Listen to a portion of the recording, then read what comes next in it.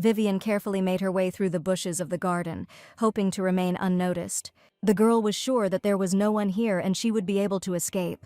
Perhaps this was the best moment to get out of here as quickly as possible. But suddenly someone called out to her and asked what Vivien was doing here. The girl turned around and realized with annoyance that she had been noticed. He was the second prince of the Astaroth Empire, the Grand Duke of the North, Aslan Rejef, famous for his cold and cruel disposition. Everyone in the area called him more of a beast than a man. The young man approached Vivien and said that if she decided to go for a walk, she could invite him and they could do it together.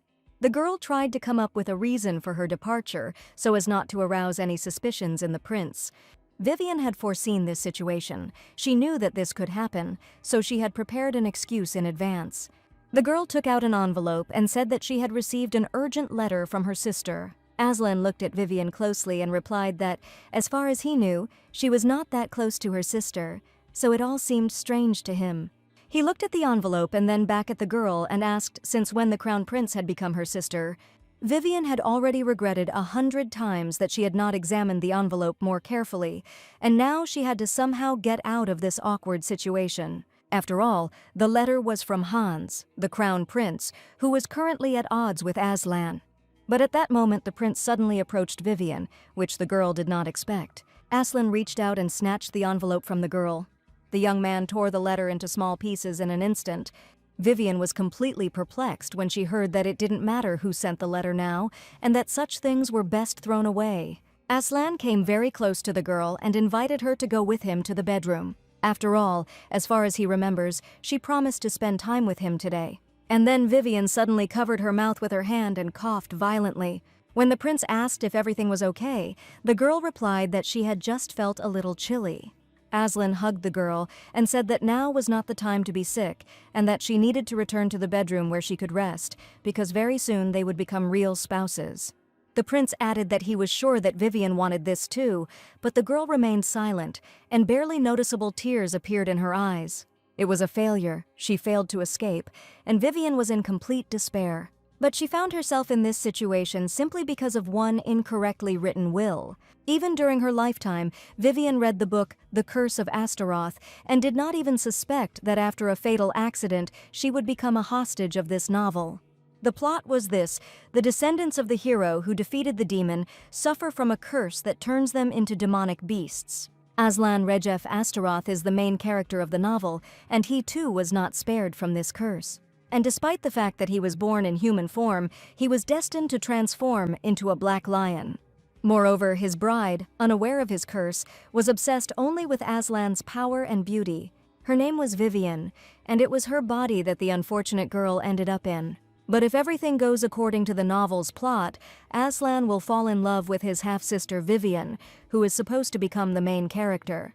And then the enraged Vivien, in a fit of jealousy, will try to harm her sister. And after that he will meet his end at the hands of Aslan Rejef. Luckily, the girl was reborn before the prince was supposed to meet the main character.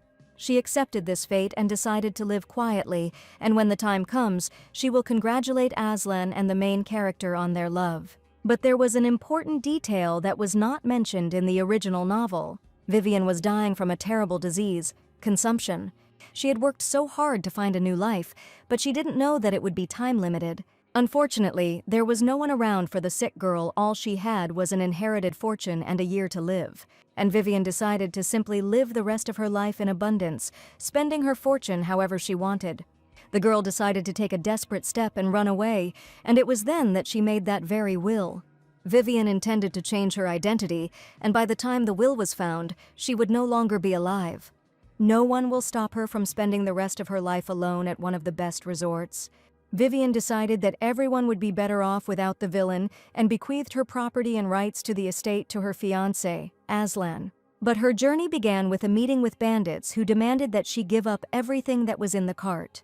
But Vivien didn't even consider this unpleasantness a difficulty. The girl calmly said that she was unlucky, but not hers, but the robbers.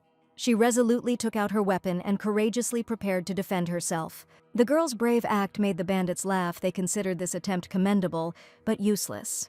But they didn't know one thing: Vivien was the daughter of the best military family in the Empire. Having dealt with the robbers, the girl was overcome by a severe cough due to overexertion. but the crying she heard made her forget about her illness. The sound seemed to be coming from the house, which, oddly enough, was located in the depths of the forest. When Vivien opened the door, the crying became much louder, which meant that someone was in the house. The girl walked up to some box and threw off the blanket. What she saw next both frightened and surprised Vivien. It was a huge lion, locked in a cage, and he was also badly injured. The next second their gazes met, and Vivien couldn't help but recognize those golden eyes. These were Aslan's eyes. The girl couldn't understand how he could end up here, especially in such a guise. Vivien frantically began to remember the plot of the novel. Perhaps she could find a clue. But in the novel, this was not the case. Perhaps everything changed because she acted in a way that was not in accordance with the plot. Vivien took the axe standing by the wall and said that it would be unpleasant if the prince died in the form of a speechless beast. Swinging her arm, she added that in return, Aslan should let her go and not hinder her departure. The lock came off its hinges, the cage opened, and the beast was released. The next minute, Vivien felt that something was wrong. The black lion began to slowly approach the girl, saliva flowing from its mouth along its sharp fangs. The girl, afraid that the beast might eat her, wanted to step back, but she stumbled and fell to the floor. The next moment, the open mouth of a hungry predator flashed right in front of her face. But let's go back a little to Alan Rejeff's mansion. The prince sat in his office and carefully read the document he had found. The will was addressed to him, and Aslan recognized Vivien's handwriting without a doubt. She wrote that her departure would be the best outcome for everyone, and asked her not to wait or look for her. The will also stated that Vivien would transfer all of her property and lands to her fiancé, His Highness Aslan. The prince was perplexed and angry at the same time. Could this piece of paper really interfere with his work and ruin his mood? The butler standing nearby said that this was not just a piece of paper, it was an important document. He added that perhaps the woman just wants to attract attention. It was only at this moment that Aslan learned that Lady Vivien was sick with tuberculosis. Dvoretsky said this information came from the girl's attending physician. Her condition had reached a critical point, and nothing could be done. Perhaps due to shock, Vivien acts like a completely different person. Aslan was silent for a moment, then stood up and ordered the butler to burn the will immediately before the emperor found out about it. But it turned out that the will had already been made public, and an investigation had begun regarding the will left behind. Aslan slammed his fist on the table with all his might. If the emperor knew about the will, then it had already reached Crown Prince Hans. Now this is a big problem because Hans will not leave it like this. Alan ordered that this woman be found immediately so that everything could be sorted out.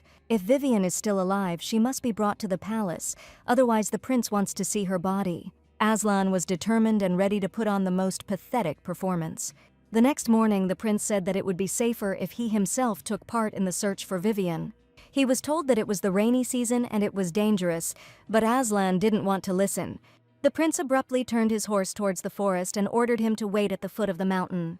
He walked through the forest and listened. With such a weak body, Vivien could not go far. Aslan began to see people in hoods who silently followed him. He realized that these were Hans's people. They probably want to interfere, but if they even try to get close, they will be turned into pieces of meat. And then he heard a voice that called him by name. Aslan's mind became clouded and he felt like he was starting to lose consciousness. After a few seconds, some memories from the past began to surface in his head. The prince recalled the moment when he told Vivien about his decision to break off the engagement. He said that she would never take the place of the Grand Duchess. The girl tried to stop Aslan, but he didn't even turn around and headed towards the exit. Vivien began to cough violently from excitement and anxiety. And the next second, drops of blood fell onto the carpet. Aslan didn't understand why they were showing him these memories. Was it really to make him feel guilty for Vivien's fate? He asked if this something really wanted to plunge not only his body, but also his soul into despair. The voice said that the prince would regret this day forever. All these events happened before Vivien tried to free the Black Lion. The girl fainted from the loud roar, and Aslan wondered if it was she who had locked him in the cage. The prince was tormented by the question of how the girl ended up here and why she did this to him. Then Aslan saw a broken lock on the floor and realized that Vivien had nothing to do with it. It turns out that the girl saved him and freed him from the locked cage. But Vivien saw the prince in this guise, and he could not leave it like that. Astaroth's curse was a terrible secret, and he had no choice but to dispose of the body right here. Thoughts were confused in his head, to kill or to help survive in exchange for saving him. The black lion carefully took the girl's unconscious body. He couldn't let her die here alone. Besides, she was still his bride. The weather was finally fine. Luckily, there was a large cave nearby. Vivien, without opening her eyes, heard the sound of rain, but she did not feel cold. On the contrary, her whole body was enveloped in an incomprehensible warmth that was cozy and soft. The girl opened her eyes and almost screamed from fear and horror. The defenseless girl was alone and unarmed in a dark cave next to a huge black lion. A minute later, Vivien came to her senses, quietly stroked the sleeping lion and called him by his name, Aslan. The girl could not understand how she ended up with her fiancé in such a strange place. And then she felt that her palm was wet and sticky. Vivien looked at her hand and saw blood. But this blood did not belong to the girl. Aslan was wounded. And outside the cave, the heavy rain continued to rage. After a couple of minutes, Vivien managed to bandage the black lion's wound with difficulty. She checked again that the bandage was tight. It was good that the animal was sleeping, because he couldn't strain himself now. Vivien wondered who could have done this to Aslan, and that it was unlikely that one could get used to such wounds. The beast did not eat her, but even brought her to a safe place. Vivien gently touched the sleeping lion and quietly said thank you. The next second, the beast woke up and looked at the girl. Vivien tried to look over the lion's body to see if there were any more wounds on it, and then it seemed to her that she noticed something on the beast's chest. It was a sign similar to a pentagram, only inverted, but it didn't look like the original seal. But now it didn't matter. The main thing was that there were no more wounds on the lion's body. Vivien wanted to explore the cave and asked the beast to wait for her here. But the lion stood up, and the girl realized that he wanted to go with her. The girl realized that it would be safer in the end, and they went to explore the cave together. After some time, Vivien noticed a bright glow ahead and headed towards it. On the stone floor was inscribed a pentagram very similar to the one on the body of the black lion. The girl felt like she had seen this sign before, and then she realized where they were. This was the place where the main character and Aslan met in the original novel. That day, a strong storm caught them both by surprise, and they had to wait out the bad weather, spending a passionate night together. After this, a bright red seal appeared on their chests, which connected their hearts. Thanks to this seal, Aslan could maintain human consciousness even while in the form of a beast. But the question was why she was here, and not the main character. And at that moment, Vivien wanted to leave this place, because she was not the one who should be here. She felt awkward and rushed towards the exit. And then she remembered that somewhere in this cave there was a magical instrument. Suddenly the girl heard human voices and carefully looked outside. The strangers in robes said that they must capture him alive as the crown prince had ordered. Vivien realized that these people were looking for Aslan Rejef.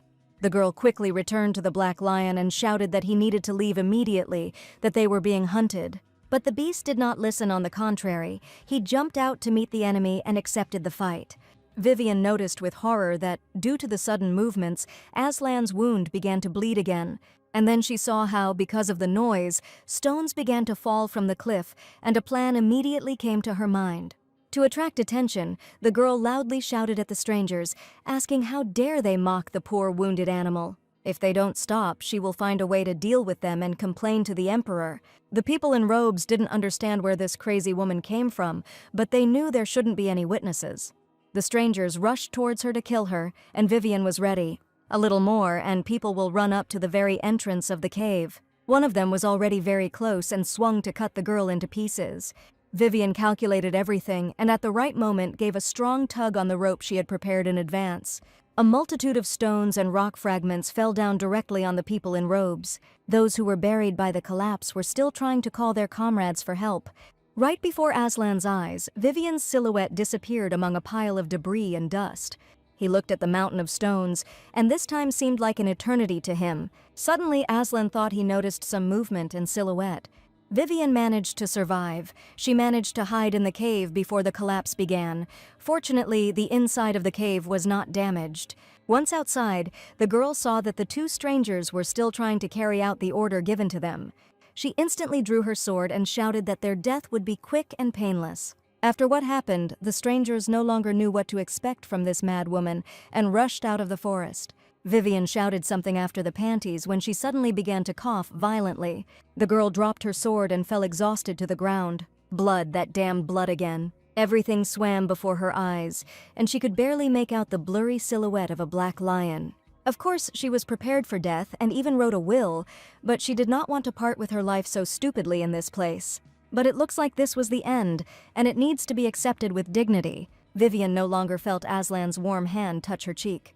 She didn't even feel how the young man, wet from the rain, carefully took her into his arms. Aslan felt guilty that Vivien had gone so far, but the Vivien he knew was different, obsessed with power rather than love, thinking only of her own well-being. Aslan could not find an explanation for what had happened to Vivien. Why did she stay with him in the cave, and where did she get the compassion when she bandaged his wound? It would have been easier for him if Vivien had been like before. Then she would not have caught his eye, and he would not have wanted to get closer to her now. Vivien opened her eyes. She couldn't understand where she was or how she got there. Looking around, the girl saw a huge, luxurious bedroom, decorated with gold and expensive materials. The first thing that came to her mind was that she died and went to heaven. To avoid waking Vivien, Aslan quietly listened to the doctor, who said that there was no cure for this disease. The girl's illness is so advanced that at best she will live another year. Aslan was annoyed. He didn't want to hear this from the best doctor in the south. Vivien overheard the conversation and, to prevent a scandal, tried to stop Aslan. Aslan, seeing that the girl had woken up, could not believe his eyes. The prince leaned over her, and Vivien asked what had happened and where she was. Aslan replied that she was in his mansion in the south. She needed to rest and not worry about anything. He added that the conditions here are not entirely ideal, but when Vivien recovers, they will immediately move to the capital. And already in the capital they will hold a lavish wedding, as planned. Before Vivien had time to come to her senses, she received news that shocked her. She did not understand what kind of wedding they were talking about. The girl tried to object and sat up abruptly, but the prince told her to lie down so that she could recover faster. Aslan added that he knew how much she had been waiting for this event, and that it would finally happen. The prince said that he would handle all the complicated procedures himself. Vivien only had to sign the document. The girl took the sheet of paper and began to read the text carefully. At the end, she had to put her signature where it was written, Vivien Eleanor Astaroth. But this is impossible. It contradicts the plot. What will happen to the main character then? Besides, she made a will precisely to avoid getting involved in anything, but everything only got worse. In the original, Aslan hated Vivien, so why is he so gentle with her now? The prince seemed to hear her thoughts and said that now she would not be alone. He would always be there to take care of her. All these contradictions did not fit into Vivien's head. It seemed that there was only one reason for the marriage. Aslan knows that Vivien has become aware of his weak spot, the curse of the Astaroth family, and that is why the prince wants to keep her close, to watch over her and control her. The girl understood that she should not marry him under any circumstances, but she still asked why Aslan was going so far. After all, he knows everything about her illness and that she doesn't have long to live. And this engagement initially had political goals, which have now become meaningless for both of them. So wouldn't it be better if Vivien spent the rest of her days alone? Aslan interrupted her and replied that she should not say that. He will not let her die and will save her no matter what it takes. At this moment, the butler called out to the prince and reminded him that he needed to finish state affairs. Aslan looked at Vivien again and said that they would return to the conversation about the wedding tomorrow, but for now she needed to get some good rest. He gently stroked the girl's hair, but the fear of what might happen did not leave Vivien. As he left the bedroom, the prince apologized for perhaps having pressed her too hard. Coming out into the corridor, the butler noticed that something was bothering the prince, and he could not ignore it. He approached Aslan and asked if everything was okay with him. After all, despite the wounds he received, he found the strength within himself and brought the girl to this house. And he worries about the prince no less than about Madame Vivien. Aslan replied that everything was fine, and asked to find out everything about the girl's family, including their personal life. He wanted to know why Vivien had been brought to such an irreversible stage of a fatal illness, and why this fact had been hidden from society. The butler replied that he would begin an investigation tomorrow and try to find out as much information as possible. Vivien reread the document again and didn't understand why there was such a rush. She had her own plans, and now the prince so unexpectedly insists on their wedding. Vivien wanted to get away from everyone and spend the rest of her life at the most magnificent and luxurious resort. And now the prince insists that she be nearby, and this ruins all her plans. At that moment, someone knocked on the bedroom door and asked permission to enter. Vivien felt awkward for a moment. No one called her madam. The maid looked into the bedroom and said that His Highness would like to give her something. She came in and added that the prince asked that Madam be sure to have breakfast with him tomorrow. Over breakfast, he would like to talk to her about the details of their marriage certificate. The next morning, several maids came into the bedroom again to prepare Madame for breakfast. Vivien could not understand why His Highness was so gentle and caring with her. He could have simply pretended, and that would have been enough. The girl remembered that during yesterday's conversation, the prince had promised to save her from death by any means necessary. And then Vivien remembered that the plot of the novel spoke of some kind of magical cure for tuberculosis. It was developed by a chemist and physician friend of Aslan's at the personal request of His Majesty. So will she be able to hold out until the cure is created? Then the maid said that everything was ready, and Vivien looked at herself in the mirror. The girls began to say in unison that this outfit suited Madame very well, and that her hair was simply magnificent. A few minutes later, Vivien, accompanied by her maids, was already heading to the dining room. She decided not to give in to Aslan's influence under any circumstances, and to understand what would be more beneficial for her. At first, everything went well. The prince had never mentioned the marriage certificate. After breakfast, the head chef came into the dining room and asked if Madame liked the prepared dishes. Vivien smiled sweetly and replied that she hadn't tasted such delicious food in a long time. The chef tactfully kissed Vivien's hand and said that he would continue to try not to disappoint Madame. But Aslan didn't seem to like it, and he said sharply that the meat was too burnt. Doesn't a chef know the ideal temperature for cooking meat dishes? The cook began to apologize, but Vivien did not understand the prince's anger because everything was prepared magnificently. Aslan stood up abruptly from the table and said that breakfast was over and it was time to get down to business. He approached Vivien and offered to continue yesterday's conversation. Aslan placed the marriage certificate in front of the girl and put an ink pen into her hand. Vivien began to resist and said that this was no longer a conversation, and the prince was forcing her to sign the document by force. Aslan squeezed the girl's hand and replied that he could not wait any longer. He pressed hard on the piece of paper and began to write Vivien's name. The girl screamed that the prince was hurting her and forcefully pulled her hand away. Vivien's strong jerk caught Aslan in the stomach with her elbow, and he cried out. She dropped the feather and asked if he was okay. The prince replied that compared to her illness, it was a mere trifle. Vivien asked why His Highness was going so far. Of course, she had previously been obsessed with the idea of marriage. But now she has no feelings for him, and all she wants is to spend the remaining year of her life peacefully. She was ready to take on all the problems associated with the dissolution of the engagement and convince the prince that she would not divulge the secret of his curse. Aslan came up to the table and said that in that case they would do something different. He turned the marriage certificate over and began to write something on the back. The prince finished writing and said that using all of Astaroth's information and financial resources, he promised to cure Vivien of her illness. And if after this year she remains alive, she will sign this marriage certificate. The girl took the document and couldn't make a decision right away. She didn't believe that her life would not end, because the disease was already too advanced. Aslan had many opportunities to get rid of her, but he tries to take care of her and protect her.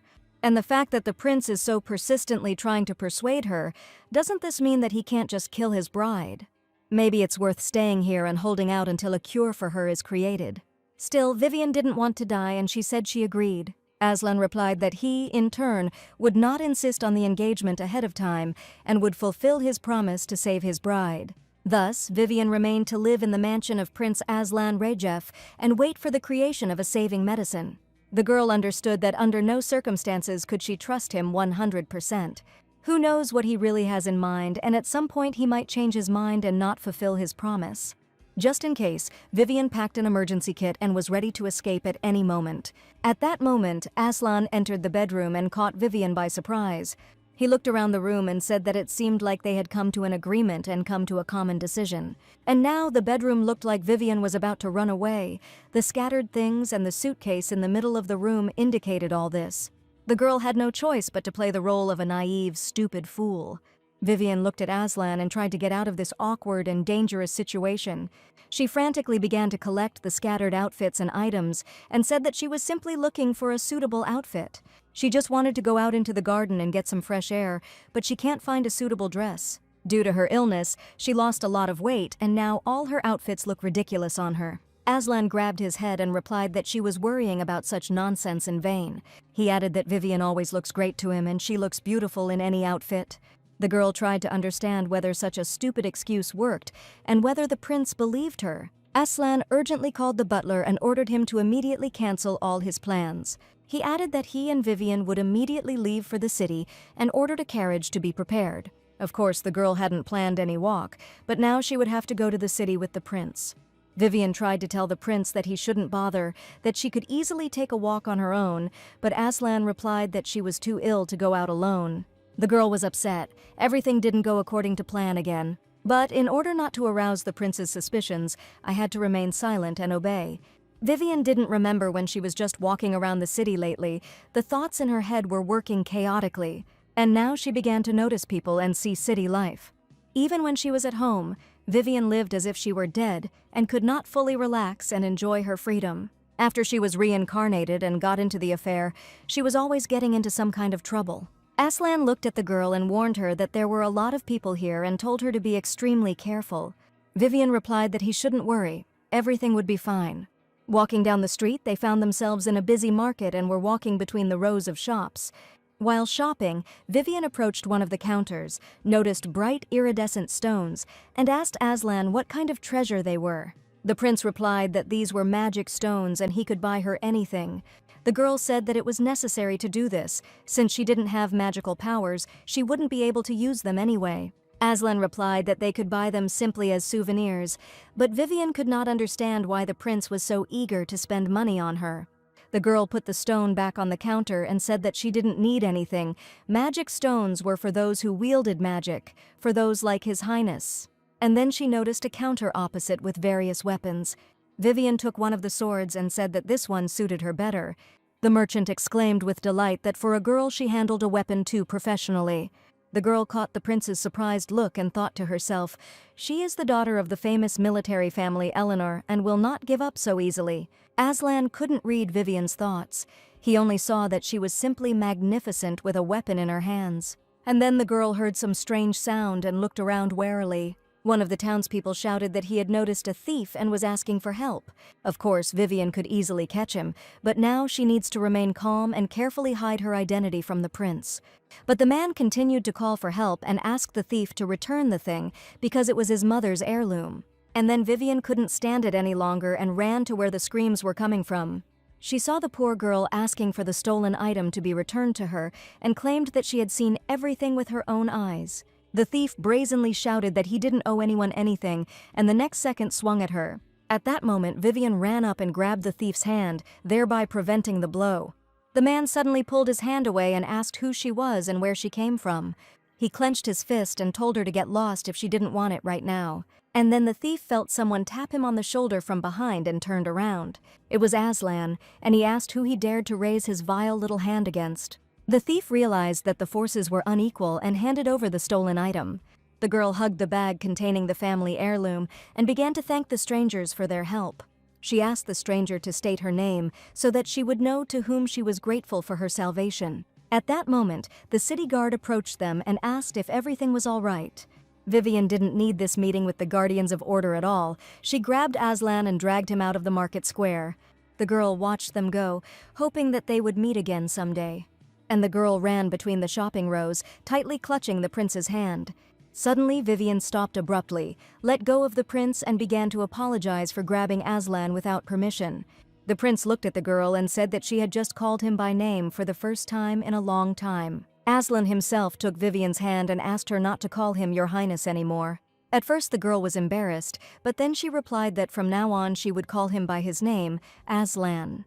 The prince, without letting go of Vivien's hand, approached her and looked intently into her eyes. Aslan said that since they had already bought her clothes, they could return to the mansion. And Vivien had already regretted 100 times that she had called the prince by his name, thereby giving him hope for her consent. Hans, holding the will in his hands, thought that his younger brother certainly had his quirks. But at least he won't be bored for a while. Vivien walked behind Aslan and thought that if the rest of the days were as peaceful, perhaps she would be able to hold out for a year. But she was wrong about everything being okay until that day came. At first, Vivien couldn't remember how she ended up in this place. And why is he sitting in the gazebo opposite the crown prince? The girl closed her eyes and tried to remember exactly when something went wrong.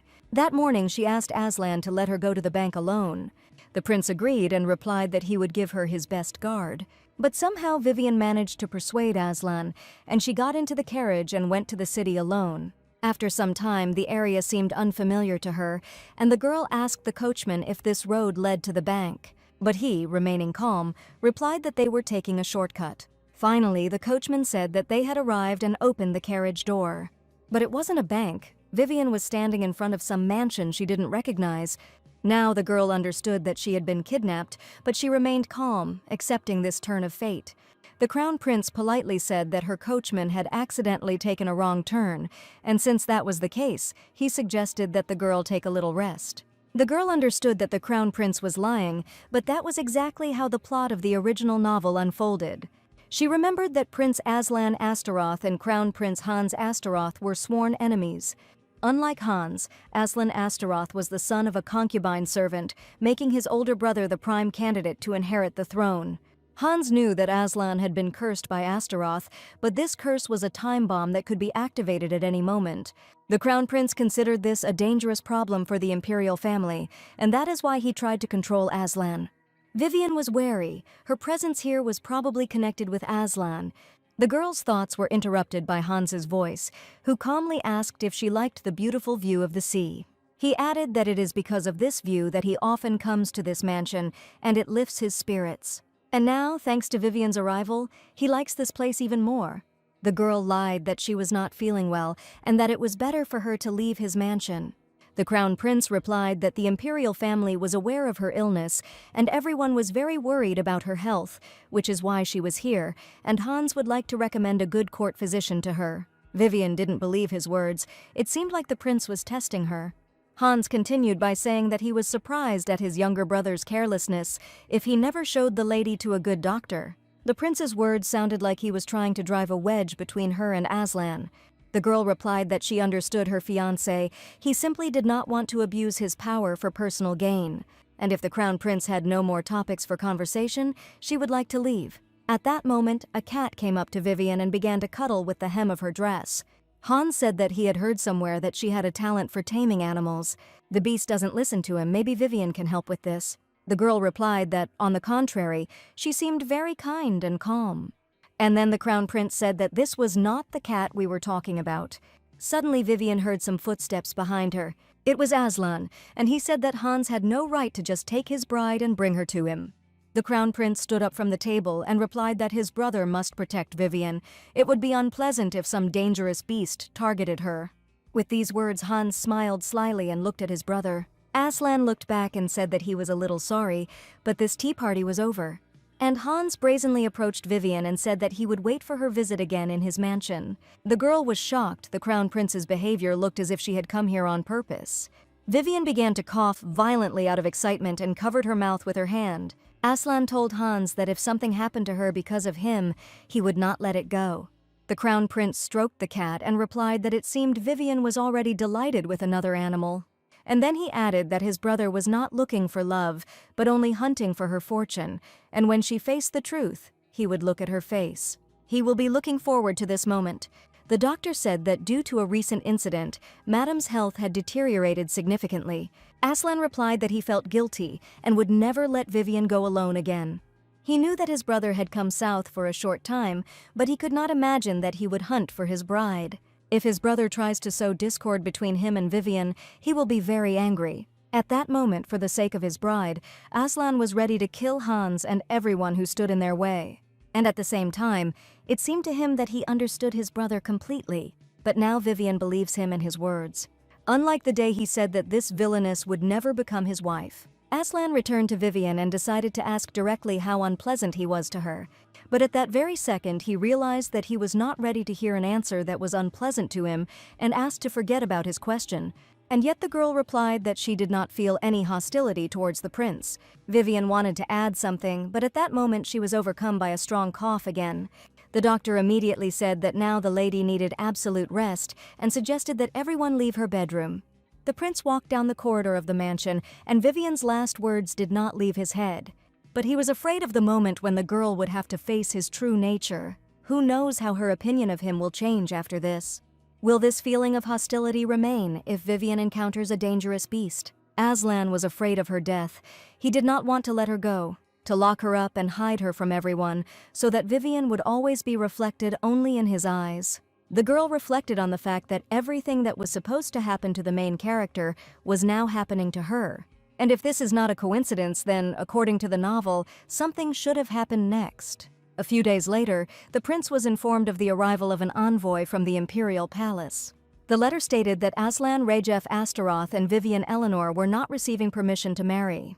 The prince informed his bride that he was ordered to return to the capital immediately. Aslan was angry, and Vivien tried her best to calm the prince. The girl realized that the next event, as in the novel, would definitely take place in the capital.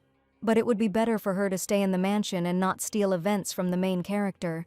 It was difficult, and something needed to be done urgently. But at the moment, nothing depended on Vivien, so she had to obey and go to the capital with Aslan. After all, no one has the right to resist the imperial decree. The prince said that before going to the imperial palace they would stop in Blackford. Vivien remained silent. She was ready for anything. In any case, she couldn't change anything now. When she entered, the girl was shocked. She had never seen such a huge hall. The country house seemed very cozy to her, but she was not prepared for the fact that it would be even more luxurious. The prince replied that she would have to get used to it and pointed to the girl's room. The room was magnificent, but Vivien found it to be a walk-through room. She asked if her bedroom shouldn't be separated from the other rooms. Aslan replied that according to the rules, the bedrooms of the Duke and Duchess must be connected. Vivien asked if this meant that the prince would be constantly watching her. Aslan replied that these were the rules and she would have to endure it. Besides, he doesn't want to take his eyes off Vivien for a moment. Therefore, in honor of her arrival here, he would like to arrange a special banquet. After these words, Aslan took Vivien's hand and squeezed it tightly. At that moment, the girl's imagination did not run wild. Vivien instinctively pulled her hand back and thought that it was scary to even imagine such a thing as a joke. In response to the prince's questioning look, the girl said that her hand was a little sweaty. Aslan took Vivien's hand again, but she could not understand why fate had given her all these events. After a hearty dinner, the prince and Vivien went out into the night garden together to get some fresh air before bed. But the only thing she wanted now was to be alone. Besides, this walk seemed to her like some kind of unpleasant compulsion. Aslan asked Vivien what her general impression of Blackford was. The girl replied that the mansion was simply luxurious, and the servants were very kind to her. She remembered very well that in her home all the servants seemed to avoid her, and Vivien knew that it was all because of her illness. They thought she was contagious. But here she likes their attention, and she is completely fine. Aslan turned to the girl and said that no interference from the imperial palace would prevent him from protecting her as his bride. The prince's bold statement scared Vivien a little. Was he really so responsible about their marriage contract? Maybe he is pretending and saying this on purpose in the presence of the servants. However, she was well aware of how many reproaches were leveled at Aslan when she wrote her will and disappeared. He is probably in a difficult situation, although he tries not to show it. Lost in her thoughts, Vivien heard only the prince's last words about not paying attention to what they said in the palace. She replied that in any case there was no need to strain myself for her sake. To which Aslan said that even if the palace was against their wedding, he would find another way. The prince was a little hurt by Vivien's words that he shouldn't bother for her sake. Did his feelings for her seem insincere to Vivien? But considering how much pain he caused her, it seems too early to win her back. Vivien lay in her bedroom bed and couldn't sleep. She felt that Aslan was right behind this curtain, where there was not even a wall or a door. Vivien remembered the prince's promise that he would not disturb her and closed her eyes. The audience procedure was supposed to take place in a few days, and the girl hoped that nothing would happen. Vivien was almost asleep when she suddenly heard strange sounds behind the curtain. The girl called out to Aslan, but there was no answer, and this made her wary. She quietly approached the curtain, carefully pulled it aside, and asked permission to enter. But what she saw the next moment made her scream in horror. The prince groaned and scratched his chest, writhing as if in convulsions. Vivien ran into Aslan's bedroom, helped him sit up, and asked if everything was okay. Is the influence of the capital really to blame for everything? Vivien had heard somewhere that the capital was a sacred place where, in the distant past, a hero defeated the demon Astaroth. So does the demon living in Aslan's body really have a negative influence on him? Vivien said she would call the court physician immediately. But at that moment the prince grabbed the girl's hand tightly. He asked Vivien to just be there and complained of dizziness. Of course, the girl could not leave Aslan alone in such a state. Vivien said she would be there, but she couldn't do anything. Gradually, the prince calmed down, and Vivien wondered what the main character would do in her place. And then the girl remembered that she had sung him a lullaby. Of course, she doesn't sing that well, but she can't just leave the prince like that either. Suddenly, Vivien remembered how Aslan, in the guise of a black lion, wounded, saved her life, and quietly sang a lullaby. She sang so quietly as not to wake the imperial palace so that only the prince could hear her. In the morning, Vivien felt something was disturbing her sleep. It was the bright morning sun that was shining right in her face. The girl turned away and muttered that she wanted to sleep a little longer. And suddenly, through her sleep, she heard Aslan's voice, who quietly said that it was still early and she could sleep. Vivien jumped up abruptly and realized that she was in the same bed with the prince. Looking in bewilderment at Aslan's half-naked body, the girl tried to remember how she ended up in his bedroom. Oh yes, she sang a lullaby to the prince yesterday and apparently fell asleep herself. And Aslan lay down next to her and gently hugged her shoulders. Vivien asked in a frightened voice, because they definitely didn't have anything yesterday. And the prince just looked at the girl and smiled. Then the butler knocked on the bedroom door, and Vivien was surprised when the prince allowed him to enter. The butler opened the door and, seeing the prince in the company of Vivien, began to apologize sheepishly. Aslan said that everything was fine and asked what happened. The butler reported that 2 envoys had arrived from Eleanor's family, and they were to take Madame to the duchy. Aslan was perplexed. Someone came to his house without an invitation and even wanted to take his bride. The butler replied that Madame needed to return as her stepsister had recently arrived.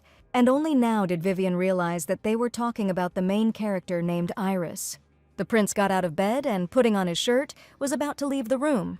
But then Vivien told Aslan that she would also like to meet her sister, since she was in the capital. The prince was surprised because the girl's sister was only a stepsister. Vivien insisted she wanted to know how she was doing, and besides, she had left the house causing a big commotion. The girl looked into the prince's eyes and imploringly said that it would be better if they went together.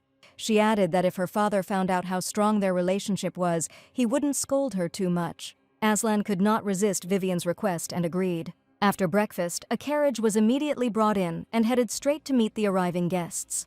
Vivien apologized again for having to travel together to meet her sister. The prince replied that everything was fine and he wanted to personally see what the atmosphere was like in the duchy. The girl fell silent, thinking that everything was going according to her plan so far. And if nothing happens, the prince and the main character will finally meet. Until a cure for tuberculosis appeared, it was necessary to distract Aslan's attention and switch it to someone else. And that distraction must certainly be her half-sister Iris. Besides, she had a very kind soul, and she sympathized with her villainous sister until the very end. In Vivien's head, pieces appeared like chess pieces, each playing its own important role. She imagined the angry prince threatening Vivien for knowing about his terrible curse. But then Sister Iris intervened and began to defend Vivien, saying that it was she who introduced them to the prince and would not tell anyone about this secret. The prince seemed to think about Iris's words and was in no hurry to destroy Vivien. And then he gave her medicine for tuberculosis and told her to get as far away as possible. Yes, this outcome of events would be the most ideal. The prince noticed that Vivien was smiling and asked what she was thinking about. The bright morning sun illuminated the windows of the Eleanor Duchy with its warm rays. The father looked at Iris with concern and asked why she was eating almost nothing and if everything was okay. The girl replied that she was tormented by thoughts about whether she dared to be here at all. The Duke replied that these were empty worries, because he was her father and was very glad of her arrival. Iris said that she was also glad to meet them, but she was an illegitimate daughter and could become a burden to him. The Duke, without stopping his breakfast, replied that yes, indeed, her mother was an ordinary servant. But he truly loved her and still regrets that he could not be with her according to the laws of the duchy. So he would like to give Iris what he could not give to her mother. The girl was grateful to her father for his care, but she still felt some anxiety. But when her savior returned the family heirloom to her, Iris felt relief and joy. The girl really wanted to know how she was doing and whether they would be able to meet again. But when she heard the news from her father that her sister Vivien was arriving today, Iris immediately threw those thoughts out of her head. Without even finishing her breakfast, the girl jumped up from the table she needed to get ready for the meeting with her stepsister as quickly as possible. But her father immediately stopped her and reminded her that Vivien was very cunning, just like her late mother, and no one knows what harm she can do to Iris, so she should be careful. The daughter replied that she didn't want to think badly of Vivien until she saw her for herself. The Duke said that Iris was too kind, and he would be glad that his daughter would have the opportunity to meet the prince himself. The girl looked at her father in surprise, and he added that this was exactly what he wanted to talk about. He said that Aslan Rajef Astaroth was the second prince of the imperial palace, and he, as a father, would try to ensure that Iris took a place next to him. The daughter looked at her father in surprise, because Aslan was the fiancé of her half-sister Vivien. At that moment, they were informed that Madame and the second prince of the imperial palace had arrived in the duchy. Although the Duke had plans for Aslan, he could not have imagined that he would arrive here with his daughter Vivien. But the next second he thought that perhaps his visit here was even for the best. He smiled at Iris and said that the engagement would go much faster now. As soon as Vivien and Aslan entered the main hall, they immediately noticed from the behavior of the servants that they were expected there. The girl did not expect such a warm welcome after her escape. She immediately asked one of the servants where her sister was, and they were told that Lady Iris was having breakfast in the living room with the Duke, so they asked them to wait a little. Aslan thought it was impudent to force a sick girl to come here and then keep her waiting. The prince ordered that it be reported immediately that Madame Vivien was very tired from the journey and could not wait until the Duke finished his breakfast. At that moment, Iris came down the stairs and cried out with joy when she saw her savior in front of her. She ran up to Vivien and asked if she didn't remember that unpleasant incident at the market. Then the Duke approached them, greeted His Highness, and introduced them to his daughter Iris Eleanor. Vivien was surprised that the girl from the market square was her half-sister, but right now it was more important that she looked at the prince and not at her. The Duke recalled the refusal he had sent, and added that it was he who had initiated the dissolution of the engagement between Vivien and Aslan. The prince managed to restrain himself only thanks to his acquired manners and upbringing. Vivien looked at her father and realized that the break in the engagement was indeed true. But that was exactly what she had planned. Now she needed to bring Aslan and Iris together so that everything would go according to her plan. The main thing is that their marriage agreement with the princes does not break before a saving medicine is created. Vivien looked at Aslan, and it was not difficult to see that he was completely furious. She took the prince by the arm and asked him to calm down and not to get nervous ahead of time. The Duke sharply told Vivien not to cling to His Highness anymore. It was all useless now. To somehow relieve the tension, Iris suggested that everyone go to a more convenient place for conversation. With difficulty restraining himself, Aslan said that the Duke's decision to break off the engagement seemed ridiculous to him. Vivien tried to calm the prince again, but at that moment her father approached Iris. He wanted to grab his daughter by the hand and said menacingly, could she really disobey the will of her father? Iris shouted that it was true, she would not obey his order. The Duke swung sharply at his daughter and called her a useless piece of trash. But at that moment Vivien stood between him and Iris and received a strong blow to the face. The Duke said menacingly that nothing would stop him from discussing with His Majesty the dissolution of their engagement. Trying to remain calm, Vivien said that she was not feeling well and would stay here today. Her father looked after her with hatred and called her decision unheard of impudence. Vivien could have easily simply stopped her father's hand instead of receiving a slap, but she deliberately staged this dramatic scene to win Iris's favor, and everything turned out much better than she expected. The stepsister caught up with Vivien and asked if she was okay, since it was her fault that she got it. Now Aslan did not interfere in the family scandal of Eleanor's family, but he knew for sure that he would not leave it alone. Stopping near one of the doors, Vivien told Aslan that this was her room. The prince gently stroked the girl's reddened cheek and said that she would still become his wife.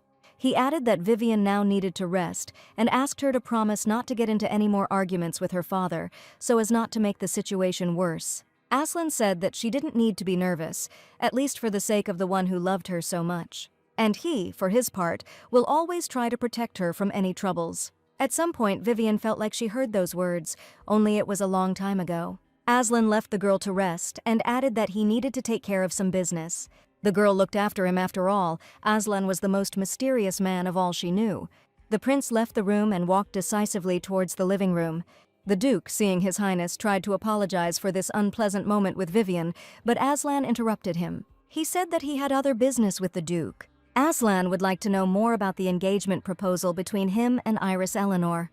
The Duke was happy to discuss the matter and ordered the maid to take His Highness to his study. But the prince refused and said that it would be better if they talked in the fresh air. Vivien took a book from the shelf and decided to read a little before bed. She felt something pressing unpleasantly on her side and saw another book under the pillow. Opening the bookmarked page, Vivien read that news of a death had arrived from her maternal relatives. My great-aunt retired and died suddenly in an accident. Her estate passed on to 2 small children, a brother and sister. Vivien recognized the handwriting and realized that it was her personal diary, which she had kept as a child, and which was still lying under her pillow. The girl scrolled down to the last entry, which ended just when she developed tuberculosis. Suddenly, someone knocked on the window and Vivien jumped in surprise. She decided it was just the wind and got up to close the window. Vivien abruptly pulled back the curtain and the next moment saw a black silhouette in front of her. The girl asked with fear who he was, and then she recognized the young man. It was her brother Alex. He smiled and said that he had come to visit his sister. Vivien asked why he had climbed through the window and scared her so much. Alex replied that he had no choice if he had entered through the main entrance. The servants would have immediately dragged him to his father. The girl understood that if her brother did this, then there was a very good reason for it. The brother leaned toward Vivien and asked if she had anything she wanted to tell him. Alex asked to tell the truth. Why didn't his sister tell him that she had tuberculosis? He only learned from others that she even wrote a suicide note and ran away. Vivien couldn't tell her brother that she had experienced rebirth. At that moment, she was not herself, and she had no time for Alex. The brother said that Vivien knew very well that he went to study abroad to gain strength and protect her from her father. And now his sister is sick, and despite the upcoming graduation, he must be there. Vivien said she was fine and that her brother had to go back to the academy and couldn't just up and leave during the semester. The sister apologized for making Alex worry, but as far as he could see, she looked quite healthy. And only now did the young man notice the redness on Vivien's cheek. Alex couldn't believe that his father did this right in front of His Majesty's eyes. But even after this act, he considered his father a real coward. Alex asked why Vivien had deliberately put herself in harm's way. It seemed like it was more than just a matter of breaking off the engagement. The girl said that she didn't do it just like that. There was a reason for it. She added that Aslan was not going to give up easily and would seek the Duke's consent. Of course, the brother had information that the prince did not treat Vivien very well. But it was the Empress who wanted to keep Aslan in order to make Hans emperor. That's why she slipped Vivien to him as a bride, and now she's unlikely to agree to break off this engagement. The brother leaned towards his sister and said that if anyone tried to hurt her, he should know about it. Even if the offender is the Duke himself, Alex will not let it go. Vivien found her brother's determination amusing and laughed out loud. Having calmed down from laughter, the girl asked if Alex would stay in the duchy for the night. The brother replied that it was unlikely. He had only come to see Vivien. But it looks like he still has a serious conversation to have with his father. The girl advised Alex to be calm and not do anything stupid. Leaving the room, they asked a passing maid where their father was, and she replied that he was out for a walk with His Majesty. Vivien began to worry. What could be so urgent that matters needed to be resolved at night? Yes, Aslan had said before leaving that he still had some things to sort out, and now it was worrying her. This means he wanted to discuss some issues specifically with her father. At the end of the conversation, the Duke asked the prince to take care of his daughter Iris. Aslan asked what he was going to do with Vivien now. The Duke replied that there was no need to worry about her. She would marry Sir Nicholas. The prince was surprised, because the Margrave of the Borderlands was already well over 50. The Duke replied that it was a good match. Sir Nicholas had recently been widowed, and this worried the Emperor. So Vivien will not waste the rest of her life, and will certainly be flattered by this opportunity. The prince knew very well about this man and what happened to the women who married him. The Duke looked at His Majesty and said that he hoped that they understood each other, because soon they would become relatives after all. But then Aslan said that he would now reveal one very important secret to the Duke. The next second he suddenly grabbed the Duke right by the throat. The prince said that he was lucky. Few people could see him from this side. The Duke felt real horror when the eyes of a real demon looked at him. The prince finally received a full report on Eleanor's family. The previous Duke had only one daughter, but her poor health made it difficult to entrust her with duties. But the Duke valued her talent in politics and needed someone to take his place, but the actual power would have to pass to his daughter. and then he accepted into the family an ordinary son-in-law from a side branch who was the current Duke Eleanor. But the poisoning of the Duchess was only the beginning. Vivien was to be the next victim. The girl experienced constant violence from the current Duke. Everything was arranged so that she would experience the negative impact of public opinion. And now they were also planning to break off Vivien's engagement. Aslan raised his stick and said that he was giving the Duke one last chance to make things right. He ordered to go immediately to the Emperor and beg him to cancel the dissolution of the engagement. Otherwise, the horror he just saw could become a nightmarish reality for him. The prince released the Duke and reminded him that this was his last and only chance. The frightened Duke understood that before him was a real demon who would do anything to achieve his goal.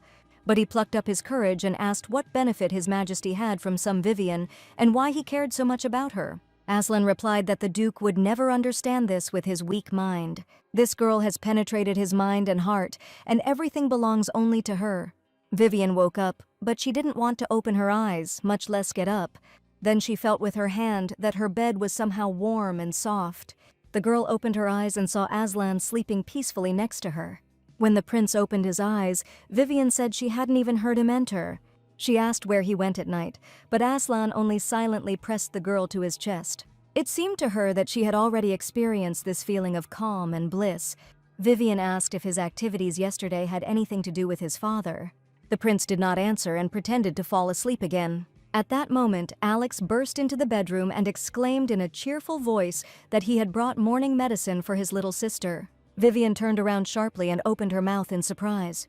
But Alex did not expect to see his beloved sister in the company of His Highness, and even in the same bed with him. After a few minutes of general confusion, the prince and Alex shook hands, Alex apologizing for the awkward intrusion. Now Aslan knew that Vivien had a brother. But he didn't like the fact that he had disappeared somewhere, and was now pretending to be a decent, loving relative. Alex also had his own opinion about the prince. At first he ignored his younger sister, but now he pretends to be a caring protector. Aslan said that they would stay here for a few days, so Alex would have time to talk to his little sister. Vivien added that besides, she hadn't even had a chance to really talk to her half-sister Iris. The prince said that the only person they would not be able to meet was the Duke, who had gone to the imperial palace. Vivien wondered if Aslan had done something bad to disrupt her plans. Since the prince set out to find his bride, he has learned to maintain a cool, calm demeanor even in the most difficult situations. Moreover, he now easily controls his mind even in a cursed state. It was Vivien who was the impetus that influenced Aslan's willpower. Alex, hearing about his father's trip, was surprised that he really began to oppose the engagement of Vivien and His Majesty. But, remembering the upcoming breakfast, he cast aside all speculation and suspicion and invited everyone to the table. Vivien partly understood why the prince had decided to stay here for a few days. It was because her health had deteriorated again. This means we can relax for a while and at least have breakfast. Still, Vivien was bothered by the fact that in the original, the main character went to the imperial palace. It was there that she faced terrible humiliation at the hands of the Empress. In a situation where the main character's events are constantly happening to her, she needs to remember more details from the novel in order to somehow cope with it. At the end of breakfast, the prince called his servant and asked him to bring something. The servant headed for the exit, and Aslan smiled mysteriously, picking at his plate. As Vivien stepped out into the hallway, she began coughing again, and Alex suggested that she go to his bedroom and rest. The sister replied that the bedroom was too stuffy and that she would feel much better in the fresh air. The prince told Alex that he had mentioned that he had once been involved in fencing, and, without waiting for the young man's answer, he suggested arranging a duel to see his skills. The prince looked at Vivien and said that he dedicated this duel to his bride. Something was wrong, but she couldn't figure out what. Once out in the garden, Vivien and Iris settled comfortably in the gazebos and prepared to cheer for the young man. Aslan and Alex crossed their swords and began to fight. Vivien always felt a sense of delight when she heard the clang of iron weapons. All negative thoughts immediately disappeared somewhere, and the girl only regretted that she herself could not take part in the duel. Alex put up a defense and exclaimed that he was the best graduate of the academy, and as the future heir, he is simply obliged to uphold the brand of the duchy. Iris said with annoyance that she too would like to learn the art of fencing, but she only sits in her room and reads books. And then Vivien replied that if her sister learned magic, she would also be able to fight. Suddenly she remembered a very important plot detail from the original novel. The place where the main character met the Empress and was humiliated. The place where the Empress was nearly crushed to death by a wardrobe that fell due to poor construction. It was there that the Empress blamed everything on the main character, who happened to be in that place. Vivien jumped up and exclaimed that this was the Imperial Library. The question then is, if she doesn't go to the library, can she avoid tragedy? After all, it is possible that fate follows not the place, but the heroine herself. Due to intense excitement, Vivien began to suffer from a severe cough again. The prince heard this, saw blood on the ground again, and immediately threw down his sword. The girl dimly saw Aslan and Alex running towards her, and everything swam before her eyes. The prince stood for some time in front of Vivien's closed bedroom door. The doctor was saying something unintelligible, and his words did not inspire confidence at all. Aslan added that it seemed the local doctor had never properly examined Vivien, and it was unlikely that treatment would be effective under such conditions. Here Alex sighed and quietly said that it was his fault. He went to study abroad for Vivien's sake, but apparently this action only caused her more pain and problems. Aslan didn't answer. He was thinking that she was always so stupid in caring about others. Perhaps it was this very trait of hers that he initially fell in love with. The prince did not want to see his Vivien suffer anymore. Let her wake up soon. The girl felt unbearable pain in her chest due to a strong cough. Once she was ready for death, but now she clings so desperately to life. The girl sat up on the bed and asked to tell the prince to believe in her. Vivien's words were immediately conveyed to His Majesty. Aslan understood that she said this only to calm his worries. But in his eyes, Vivien was the strongest and most honest girl on earth. The next morning, Aslan was already sitting in her bedroom. It seemed that yesterday's illness had receded a little. A few minutes later, Iris and Alex looked into the room. But the prince closed the door in front of him and said that he must remain alone with his bride. When they were alone, the prince said that a pleasant surprise awaited her. Aslan asked Vivien to close her eyes. And then Aslan allowed me to open my eyes. The girl looked and could not believe what she saw in front of her. This expensive necklace with many precious stones was simply magnificent and sparkled in the sun.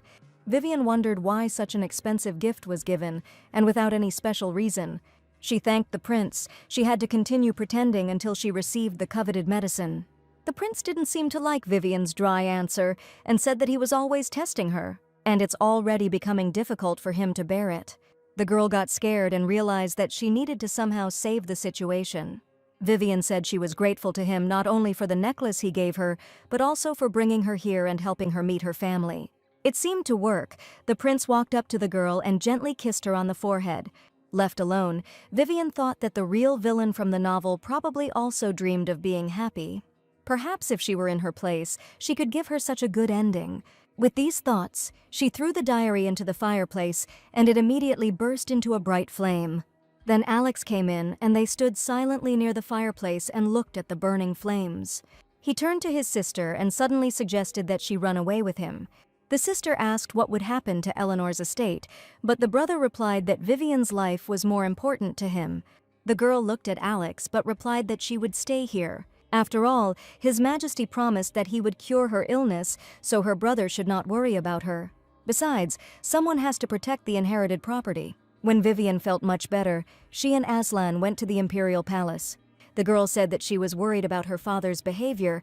Who knows what else he might do against them? But the prince replied with confidence that this would definitely not happen again. Aslan said that he had news for Vivien, which he learned from his father. When she heard that they wanted to marry her to Sir Nicholas, she was terribly upset. But the prince reassured her, saying that Nicholas would soon lose his position and the marriage would be annulled. Vivien asked how this could happen to a distinguished state figure. The girl was a little confused, but she really wanted to believe the prince that everything would be fine. Finally, the carriage stopped, and Aslan was the first to get out of it. He extended his hand to Vivien and helped her out. The girl hoped that the prince would believe her even after she saved the life of the Empress, whom Aslan hated so much. At first, everything went well, but it was necessary to try to find out whether Aslan was telling the truth. Vivien learned that the marriage had indeed been annulled. Nicholas had been accused of treason and might be executed. But the girl continued to think about breaking off her engagement to Aslan. Her thoughts were interrupted by the voice of the Emperor, who asked to leave him and the prince alone. Vivien's facial expression and intonation did not seem very kind. She remembered that in the original novel, Aslan was constantly abused by his father. The girl was worried about the prince and did not want to leave him alone. As she walked out, she turned around and met the prince's eyes, his gaze saying that everything would be fine. Vivien tried to pull herself together. Now was not the time to worry about others. Ahead was the false accusation against her regarding the Empress. Perhaps she will be able to change everything and save Her Majesty before it is too late. The Emperor struck his son hard on the cheek and shouted at him for daring to deprive Sir Nicholas of his position by accusing him of treason. Aslan steadfastly endured the slap and asked if his father wasn't worried about him brazenly increasing his influence. Even if he had spoken out against Nicholas openly, his resignation would have taken place anyway. The Emperor gritted his teeth and said that it seemed he had given his son too much freedom. In a commanding voice he ordered Aslan to kneel, and the prince noticed a whip in his hand. The next second the Emperor swung and his son steadfastly withstood the first blow, and drops of blood appeared on the expensive carpet. Aslan bowed his head and said that he thanked His Majesty for his mercy. The enraged Emperor hit his son again and shouted that this was not all. He asked how Aslan was going to justify himself regarding Duke Eleanor. He suddenly appeared before the Emperor in fear and began to beg him to cancel the dissolution of the engagement of his daughter Vivien and the prince. The Emperor put pressure on the Duke, and he was forced to admit that he was being blackmailed by the demon Astaroth. The father looked at his son and asked if he had abused the power of the curse. The Emperor leaned sharply towards Aslan and asked why he was so obsessed with this engagement. The prince, without thinking, wanted to answer that he loved Vivien, but his father would hardly believe it. And then the prince decided to say that he noticed true potential in her. The Emperor asked incredulously what potential a tuberculosis patient could have, and then he heard that she had the power to suppress the curse of the demon Astaroth. Perhaps she will be the key that can break this vicious circle of curse. And in order to completely subordinate Vivien to the imperial palace, it is necessary to weaken the influence of her family. The father asked in surprise why he found out about this just when the girl was on the verge of death. Aslan shouted sharply that Vivien would not die. He will save his bride no matter what it costs him. Aslan put his hand to his chest and asked his father to reverse the decision to break off the engagement. Meanwhile, Vivien found the right door leading to the library. Now it was necessary to wait and stage a chance meeting. In the original novel, the bookshelf in the magic section was supposed to collapse, so we need to try to lure the Empress out to avoid tragedy. Vivien's head was aching from so many thoughts, and the novel said nothing about solving this problem. The girl began to walk nervously in front of the library and think that perhaps she needed to pretend to be ill in order to avoid going to the imperial palace. And suddenly she heard leisurely steps behind her. It was the Empress. Vivien turned sharply and bowed in reverence to Her Majesty. The Empress regretted that Hans had shown such a late interest in her. The girl looked very ill. Vivien said that if Her Majesty decided to visit the library, she should be very careful. The Empress looked questioningly at the girl. She did not understand the meaning of her words at all. Of course, Vivien couldn't say that it was written that way in the original novel. She knew it was all due to a mistake made during construction, but no one would believe her now. And then the girl said that she had heard that in the sections with magic books, accidents sometimes happen due to residual magic. The servant standing next to the Empress smiled and said that no accidents had ever occurred in the Imperial Library. Or Madam is hinting that someone has secretly set up a hidden trap there. The Empress coldly replied that this was all nonsense and not worth worrying about her health. Her Majesty proceeded into the library, and Vivien hurried after her and stood quietly behind the shelves. She stared at the cabinet that was closest to the Empress, but it did not seem fragile or unstable to her. Suddenly, she was startled by a maid who approached the shelf from her side. The girl noticed a small note in her hands and asked what book she was looking for. The maid replied that Her Majesty had asked her to find a magic book, but she was not very good at these titles, and then Vivien suggested that they look for it together.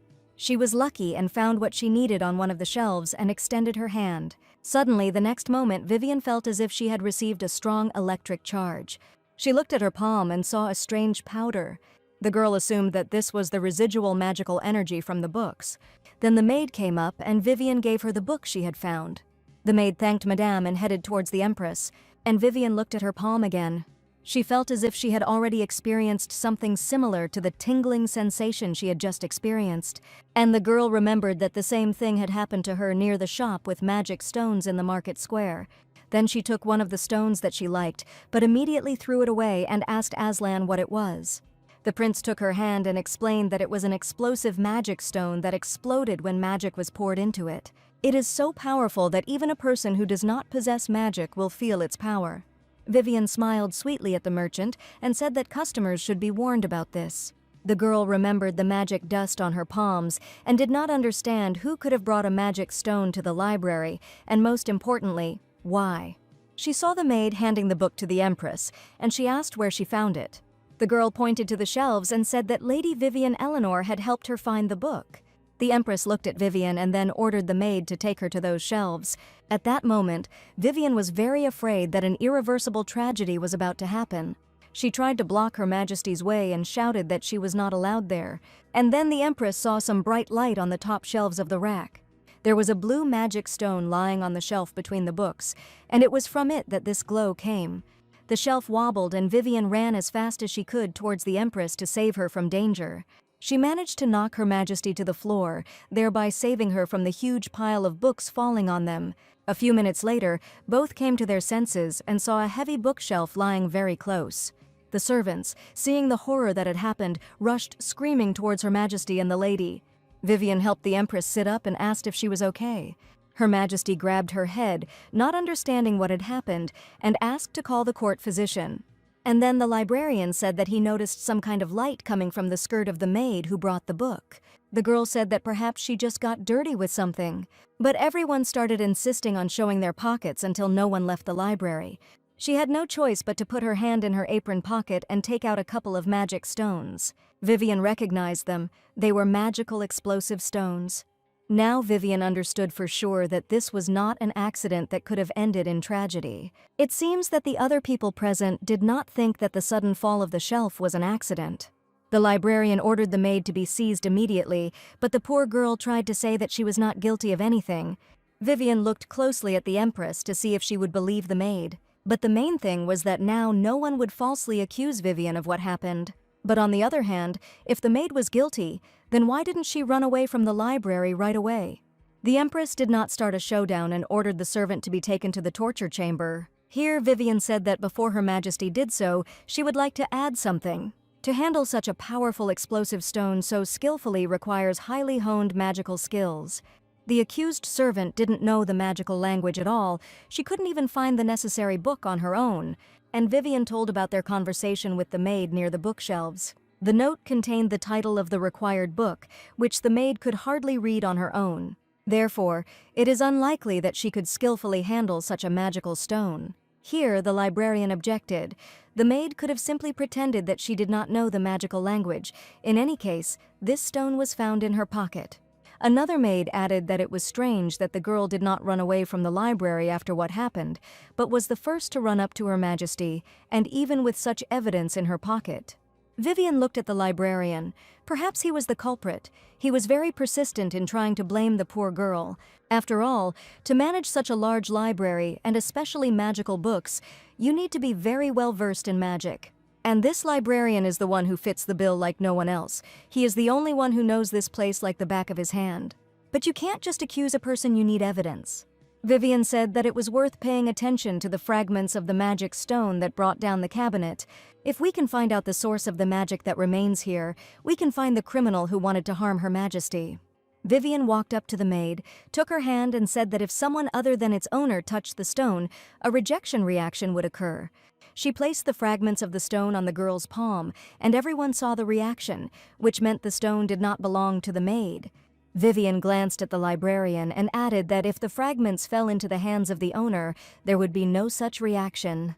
The servant replied that the stone had already been used, so its magic would evaporate in a few minutes. Vivien came closer to him and replied that she still had time to check. She added that she did not want to suspect anyone in particular, and immediately took the librarian's hand. And the next moment, the fragments of the magic stone lay in his palm. And then everyone saw that they were not responding to the minister. The librarian tried to create a feeling of distrust towards Madame, and asked her how well she personally understood magic, if she was making such conclusions. Vivien answered honestly that she did not know the magical laws and rules very well, but she heard and saw a lot while being close to His Highness. The librarian said that it seemed he had underestimated Madame. At this time, the Empress silently listened to their conversation and drew her own conclusions. Then she ordered the library to be tidied up, and the maids immediately began to collect the books scattered across the floor. Then the Empress approached Vivien, and the girl noticed that her face did not look very kind. Perhaps the girl went too far in daring to accuse a library employee who was directly subordinate to Her Majesty. Vivien had already regretted several times that she had not kept her mouth shut and intervened in this situation. The Empress asked why the lady was alone. As far as she knew, she had arrived here with the prince. The girl replied that the Emperor had become concerned about her health, so she ended the audience early and left. The Empress looked at Vivien. A person who was terminally ill must value every second of her time. She added that from now on she would keep an eye on the lady. Vivien tensed up. She didn't understand the meaning of the words spoken. It looks like she now has 2 guards who will be monitoring her every move. By this time the prince's audience was over, and he was walking down the corridor surrounded by court servants. At some point, Aslan felt a little ill after an unpleasant conversation with his father. And then someone said they smelled blood. Aslan turned around and saw Hans standing by the wall. The brother added that Aslan was looking at him as if he was ready to fight. Hans said mockingly that he was worried about his brother because he was completely saturated with the smell of blood. He added that he should not remain indifferent and simply pass by his younger brother. Hans said how Aslan could abuse the curse, do such things, and then blame the showdown on his brother. In response, the prince asked how long Hans would continue to insult the imperial family, and getting things done without getting his hands dirty is just his style. And then their conversation was interrupted. Both heard leisurely steps along the corridor. It was Vivien Eleanor. The girl came closer and said that she had a bad feeling, so she hurried here. Hans was the first to answer her, asking if everything was okay with her health. He added that if the lady had finished her business, he would be glad to see her at his palace. Aslan looked angrily at his brother and said sharply that they refused. Hans replied that he asked the lady. She would hardly refuse. She has too caring a character. But Vivien said that she had other things to do and she would visit his palace next time. And then Hans said that it seemed to him that their relationship with the prince had improved recently, which meant that she was most likely already familiar with Aslan's true appearance. Vivien was afraid that Hans could possibly guess that she had learned about Astaroth's curse. The girl understood that she had to answer something, but not a single suitable thought came to mind. Hans noticed Vivien's confusion and, smiling, said that he was just thinking of something he could talk about with her over a cup of tea. The Crown Prince's insolence and tactlessness knew no bounds, and this angered Vivien.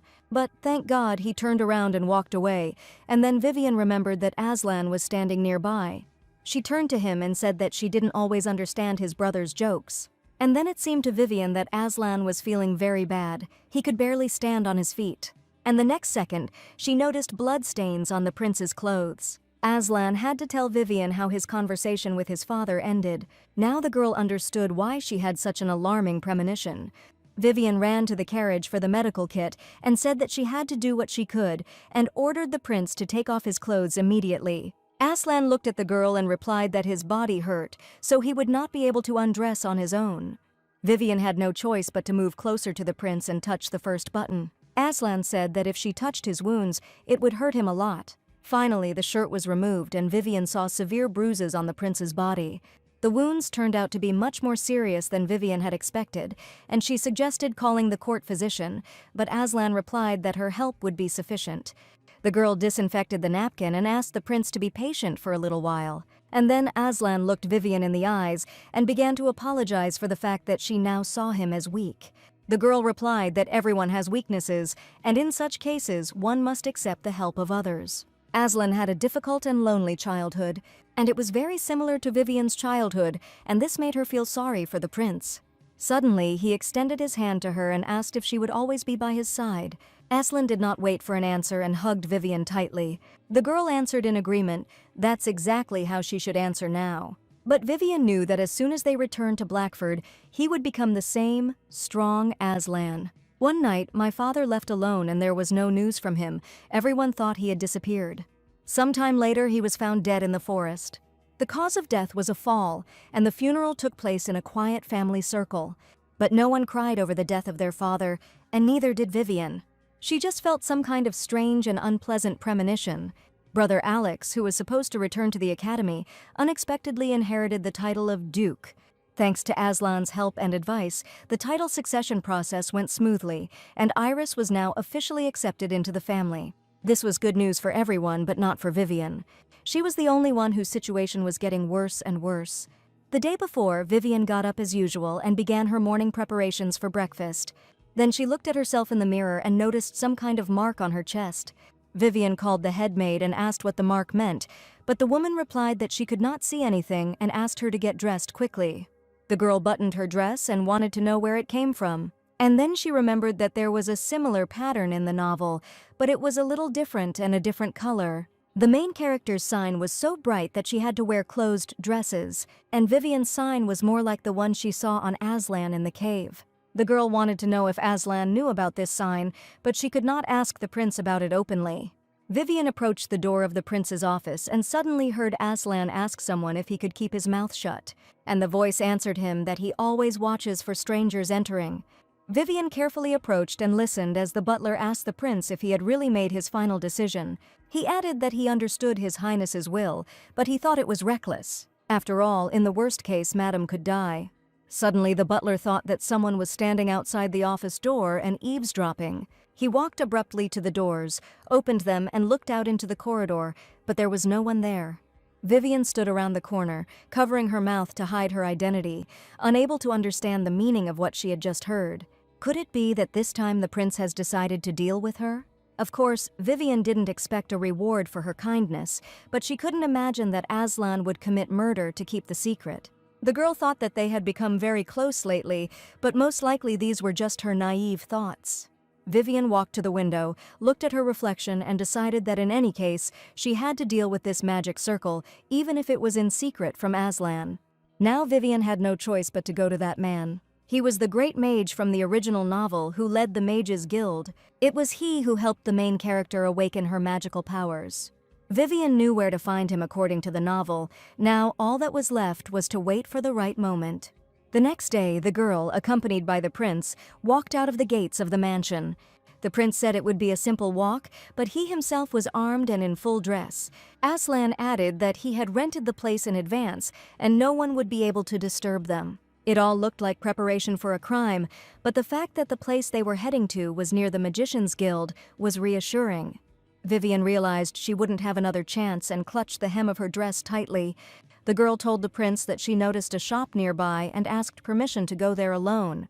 When Aslan suggested going together, Vivien pretended to be embarrassed and replied that it was a bit awkward to go there with a man. After all, this is a store of underwear and other accessories that a woman needs. The prince replied that he would wait for her at the restaurant in 20 minutes. He wanted Vivien to take the maid with her, but it was too late. The girl quickly disappeared from his sight around the corner of the street. Vivien ran so fast that when she stopped near the guild's porch, she couldn't catch her breath for a long time. She looked at the sign. The magician must definitely be somewhere here. Entering inside, Vivien did not notice anything unusual. The whole environment was ordinary, and nothing indicated that magicians could be here. Then one of the guild servants approached the girl and said that this was not the place where she could be. When he lifted his hood and looked at the stranger with his pearly lilac eyes, Vivien realized that she had come to the right place. It was that same great magician Jesus. There's no mistaking it. He might be hiding his true identity now, but Vivien knows how to fix it. The girl placed her palm on her chest and quietly sang a lullaby of the Empire about how a red moon rises at night and the devil appears.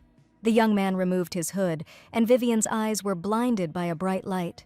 Jesus asked how the girl found this place and why she came to the Magician's Guild.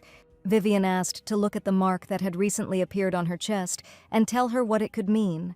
The magician replied that he already knew that there was a magic circle under the dress. The girl asked what kind of magic it was and how dangerous it was for her. Jesus leaned towards Vivien and replied that this was not just a sign, it was sinister black magic. It is so powerful that when activated, it can rip her heart apart. The magician looked at the girl and said that she reacted to his words more calmly than he expected. Vivien was screaming and hysterical inside. She was not okay. Jesus added that there is 2 encouraging news regarding getting rid of this sign. Firstly, her magic circle is complete. Black magic circles are always red, but hers is not. Vivien began to beg the magician to quickly begin the ritual of destroying this circle. But then Jesus reminded that there was a second piece of news. This magic sign suppresses fatal tuberculosis in a girl. Black magic is very jealous. It does not like when its owner dies from something other than it, but the girl can make a choice. Vivien said that she was ready to pay any amount if the magician would rid her of this black magic. Then Jesus replied that he doesn't work just for money. He took out a dagger and added that as a reward, he wanted the pure blood of a member of the Eleanor family. So, can a girl harm her own beautiful body? Vivien understood that she had come here for a specific purpose and snatched the weapon from the mage's hands. She said she had no time to hesitate and resolutely brought the dagger to her hand. The next second, she made a deep cut on her palm, and blood immediately began to ooze from the wound. Hoping that this would be enough, Vivien filled the cup with her blood, the blood of Eleanor's family. The magician looked at the brave lady and added that the contract was considered concluded. Jesus cast healing magic on the wound, and Vivien ran faster to where the prince was waiting for her. The magician said that the decryption would take a lot of time, so she would have to wait. The prince sat at a restaurant table and waited for Vivien to return. He thought that Dylan, the butler, noticed his agitation because he said that an ominous smile flashed across the prince's face. Dylan tried to reassure His Highness, as the prince had rehearsed the dance he had taught him several times at home. He had to flirtatiously twitch his shoulders, holding a rose between his lips and pretending to tease his partner. Dylan confidently added that this would definitely be a successful proposal. The prince hoped that Vivien would like the surprise he had prepared. After all, the butler, using cunning, found out about her interests in advance, so he and the prince settled on the choice of a dance. But Aslan was not worried about the dance, he was worried about something else. He remembered that Vivien still didn't want to be engaged to him, but Aslan couldn't put it off any longer. After all, even the best doctors will not be able to improve her condition, and with him, Vivien will remain alive. Therefore, there was no other way but to apply a protective magical mark on her body. After this ritual, both must share a lifespan. As long as Alan lives, Vivien will not die. Back at the mansion, Dylan warned the prince that if he himself died, then Madame would die too. Aslan himself understood this. He couldn't make such a reckless choice in a hurry, he had too many enemies. But he could no longer stand idle and wait for the medicine to be made for Vivien. So we need to get married as soon as possible. At that moment, Vivien came running and began to apologize for her long absence. Aslan replied that everything was fine and suggested that the girl sit down and catch her breath. And then he noticed with horror that there was a bandage on Vivien's left hand. The prince anxiously asked where this wound came from and why he felt some weak magic. The girl realized that she needed to somehow get out of it. She lied that on the way here some woman grabbed her and asked for help. In the process, she got a little injured, but it was nothing. The woman took care of her and bandaged her hand using healing magic. But the prince insisted that Vivien tell what exactly had happened. The girl replied that some man had danced a terrible dance for the woman, and she had asked him to hide it. Vivien added that the dancer was shrugging his shoulders in an awkward way, and then started teasing her with the rose. The girl said that she would have run away too if she had been in that woman's place. Aslan listened to Vivien and asked if what she had just told her was true. The girl laughed and replied, "Of course it's true. Why would she lie?" The prince looked at Vivien and ordered dinner to be served. The girl sighed with relief. It seemed Aslan believed her story. She asked why Dylan was grabbed and dragged somewhere. The prince replied that there were reasons for that. Today's walk, which Vivien had been dreading, turned out to be a simple, peaceful dinner. But soon an alarming wind blew towards a new event. The invitation stated that there would be a summer hunting festival organized by the Crown Prince, which would take place in the sacred forest. And the presence of the prince and Lady Eleanor will be a great joy for the imperial family. Vivien crumpled the invitation, and Crown Prince Hans finally made his move. The sacred forest is the place where the first emperor rested. Previously, this place was inaccessible to anyone except the imperial family. But this forest was endowed with anti-magic power, which meant that for Aslan, cursed by Astaroth, this was the worst place. The prince said that it would be better for Vivien to stay in the mansion, as her health could deteriorate at any moment. But the girl replied that she did not intend to miss an event in which His Highness was participating. According to the plot of the original novel, Vivien remembered that the attempt to poison the Empress took place just before the hunting festival. And it was there that Aslan, who had no alibi, was unjustly accused of this crime. Vivien could not stay away also because then she would not receive her medicine for tuberculosis. Finally, the carriage stopped and the coachman reported that they had arrived at their destination. Vivien stepped out of the carriage and immediately felt that she could breathe much easier here. Perhaps this anti-magic effect suppresses the symptoms of her illness. The first thing to do was to separate Aslan from the Empress, and the girl said that she was heading to the barracks. They would see the prince later. Then Aslan hugged Vivien and asked if she wouldn't even kiss him for good luck. The girl wanted to answer that kissing was hardly appropriate in such a crowded place, but the prince suggested looking around. Vivien saw girls kissing their men before the festival. Apparently it was a tradition here. The prince added that if he simply left now, Vivien would feel awkward, catching questioning glances. And Vivien had to do it. She turned to Aslan and kissed him on the cheek. She looked into the prince's eyes and wished him a successful hunt, as did the other couples present. Aslan kissed Vivien's hand and replied that he would thank her for her support and catch the best prey. He probably knew that this event was a trap for him, but he still decided to take part in it. They had to separate for a while, and Vivien was already approaching a large mansion that had been converted into barracks. Everyone who did not participate in the hunting competition had to be here. Hoping to see the Empress, Vivien looked around, but Her Majesty was not there yet. Suddenly she heard two ladies whispering about a certain Countess Amelia, who would also be taking part in the hunting festival this year. Vivien turned with interest in the direction where the chatty girls were looking. According to the novel's plot, it is Countess Amelia who attempts to poison the Empress. She is the very criminal who was supposed to frame Aslan. The poison was passed on to the Countess so openly that no other impudence and courage could have been expected from the Emperor's mistress. If the plot continues to develop, the Countess will have to offer Her Majesty a glass of poisoned champagne. Vivien decided to pretend to have bumped into the maid and discreetly switch the glasses. And after that, you will need to leave here quietly, quickly, and unnoticed. At this moment, everyone was invited to greet Her Majesty, and the Empress entered the hall. She appeared accompanied by Hans and was surprised to see Lady Eleanor at the hunting festival. Vivien walked up to them to greet Her Majesty and the Crown Prince. Hans asked if Vivien was also going to take part in the competition. The girl replied that she planned to stay here today, and the prince exclaimed that this was excellent. The Empress's maids are absent today due to the festival, so it would be best if Vivien spent time with his mother. The girl approached Her Majesty and said that it was a great honor for her to accompany the Empress throughout the festival. She looked at Vivien and said that the lady did not look well and ordered that the court physician be called. A few minutes later, a court physician was assigned to the girl, who was supposed to monitor her health.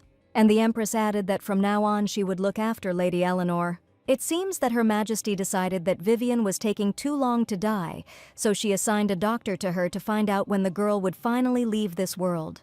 The doctor said that he should first listen to the lungs and breathing and ask the lady to come closer to him. But Vivien had no time to undergo medical procedures. Amelia had a cunning plan in her head, and at that moment she noticed how the Countess's maid was already approaching the Empress, carrying a tray of champagne. She won't be able to make a substitution when the doctor is targeting her. Vivien began frantically going through different ideas in her head to save Her Majesty.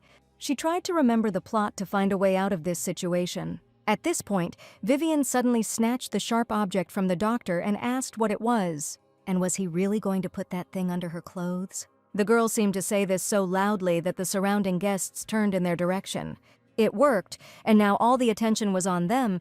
They had to continue playing the villain role. And since she herself cannot prevent the poisoning, then someone else must do it. Vivien abruptly grabbed the maid's hand holding the tray and ordered her to hold the medical instrument. The maid tried to free herself and said that she had to take the champagne to Her Majesty the Empress. But Vivien didn't listen to her and said that her brother had ordered a special artifact for her, with the help of which she would now check if there were things nearby that were harmful to her. The audience froze in anticipation, and the girl began demonstrating her artifact on the things that were in the hands of the maid. The maid began to beg him to let her go. She had an important task, but it was impossible to persuade Vivien. The girl didn't even notice how Hans entered the hall with all this showdown. The Crown Prince came closer and asked what was going on. At that moment, everyone present noticed that the color of the artifact had changed. It had turned black. The court physician exclaimed in amazement that this could not be. These are just ordinary medical tweezers that he has been using for several years.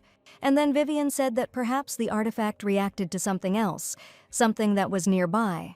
She was still holding the maid's hand, and at that moment she felt it tremble. But Vivien did not want to take responsibility for accusing the girl and asked the doctor what the matter might be. The court physician looked in their direction and said that the maid seemed suspicious to him, especially that glass of champagne in her hand. Vivien replied that if the doctor insisted, she was ready to test this glass. A second later, she said that the artifact reacted to champagne in a completely different way than to tweezers. An anxious whisper was heard in the hall, wondering if there was poison in the glass, but the maid said that it was intended for the Empress. Hans said that he would personally interrogate the maid and ordered her to be taken into custody immediately. The maid cried and said that it was slander, and Vivien realized that it was time for her to leave. The poisoning situation resolved itself as if naturally, and the performance was superbly performed. Now they had to hurry, because according to the original, Aslan's magic went out of control around sunset. Vivien had to prevent the prince from entering the tomb of the first emperor. But then Vivien heard Hans's voice behind her, slyly saying that the scene with the artifact looked amazing. The girl pretended not to understand the crown prince, but he added that he admired her determination and courage. After all, the lady not only prevented the poisoning attempt, but also played it off as an accident, giving credit to others and modestly leaving. Vivien put on an innocent face and began to stupidly apologize to His Highness. But Hans said she had nothing to apologize for, and a lady like Vivien was too good for Aslan.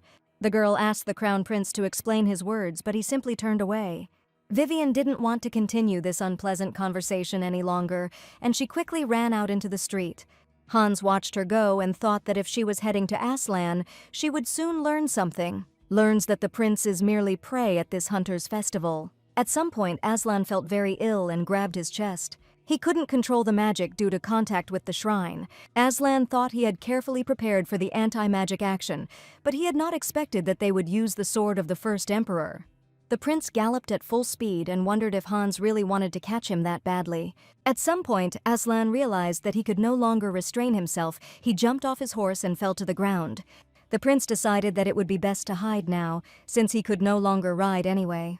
The prince looked around and saw a fork in the road. One of the roads went deep into the forest, while the second road led straight to the emperor's tomb. He remembered very well that only direct descendants of the imperial family were allowed to enter there. But Aslan had no other choice, and he, with difficulty moving his legs, headed towards the tomb. If he fails to withstand the tomb's anti-magic effects, he will become a wandering demon for a long time. The prince remembered Vivien. She was probably already waiting for his quick return. But he will have to stay in the forest. This is the only way out now. He left footprints on the wet path, the tracks gradually turning into animal paw prints. Vivien found a horse and was already racing to where Aslan might be. She was in a hurry. The sun would soon set, but the prince was nowhere to be seen. If everything goes according to the novel's plot, something irreparable might happen. Aslan can turn into a black lion right before the eyes of his subordinates. In this case, he will have only one thing left to do: deal with his subordinates. Vivien imagined the terrible picture and realized that she had to prevent this tragedy. The next moment, Vivien noticed something on the ground and immediately stopped her horse. The tracks were almost erased, but the girl could discern when the human boot suddenly became the paws of a predatory animal. The girl stopped for a moment. The tracks led to the tomb of the first emperor. At that moment, Aslan's life was more important than anything else, and Vivien, without thinking, rushed along that path. Vivien rushed to the right place and noticed that the structure was very fundamental. If Aslan is here, then he has probably already turned into a demonic beast and lost his mind. The girl looked around and realized that she needed to be careful. And suddenly, in the darkness of the bushes, she heard some rustling and became alert. Through the dense thickets of bushes, the red eyes of the beast looked at her. The next second, Vivien saw the huge, bared mouth of a predator that rushed at her. The girl closed her eyes in fear. Was she really going to be eaten alive now? A second later, Vivien opened her eyes. She was alive. And next to her stood a huge black lion. And then the predatory beast behaved like a little puppy. He rolled over onto his back, exposing his belly. This is exactly how pets behave when they want to be petted. At that moment, Vivien realized that her ability to tame wild animals had worked. The girl sat down next to the animal, began to stroke its belly, and realized that she was saved. Suddenly it started to rain, and Vivien looked up at the storm clouds. The girl looked at the lion and realized that he was looking towards the imperial tomb. She said that entry there was prohibited to everyone except the imperial family. Perhaps the lion simply wanted to take shelter from the rain, but the sacred power there is even more powerful, and Aslan could get even worse. Vivien wanted to look for another shelter, but then the beast pulled out a sword and rushed towards the imperial tomb. The girl wanted to stop him, but it was useless. Vivien had no choice but to follow the black lion. Going inside, the girl found a torch and lit it. She said they would come in for a few minutes and then come right back out. Vivien could not have imagined that she would see the place she had read about in the novel. She felt some kind of warmth filling the tomb. The girl reached the main door and touched it. This was the main burial chamber of the imperial tomb. And then she heard the beast's menacing growl and turned around. Vivien looked at the lion and saw blood in his bared mouth. Aslan's condition was getting worse with every second. Neither she nor the prince should have come here. The girl knelt before the lion and said that they had better leave the tomb immediately. He seemed unable to move on his own, and Vivien offered to lean on her. And then the beast accidentally touched the girl's leg with its claws and injured her. It seemed that at that moment the beast was asking her for forgiveness. Vivien said it was nothing. The wound could be healed with magic. It looked like the lion was trying to use his last strength to get up and not harm the girl. And Vivien tried to encourage the beast. Just a little more and they would leave this place. Aslan wanted to get closer to the girl and hug her with his strong paw, but everything was swimming before his eyes. In this state, the prince could have hurt Vivien. The lion turned sharply and rushed into the depths of the imperial tomb. Vivien shouted that it was dangerous, but the beast seemed to be in a panic and did not listen to her. The girl and the black lion were unable to escape the watchful eyes of Crown Prince Hans's men. Vivien ran inside the tomb and looked around cautiously. She looked up and saw the coat of arms, but from the outside the girl definitely didn't feel anything like that. But then Vivien began to feel an ominous feeling. Moreover, this coat of arms carved on the ceiling of the tomb was the symbol of Eleanor's family. This coat of arms symbolized the sword that defeated the devil and was a sign of honor.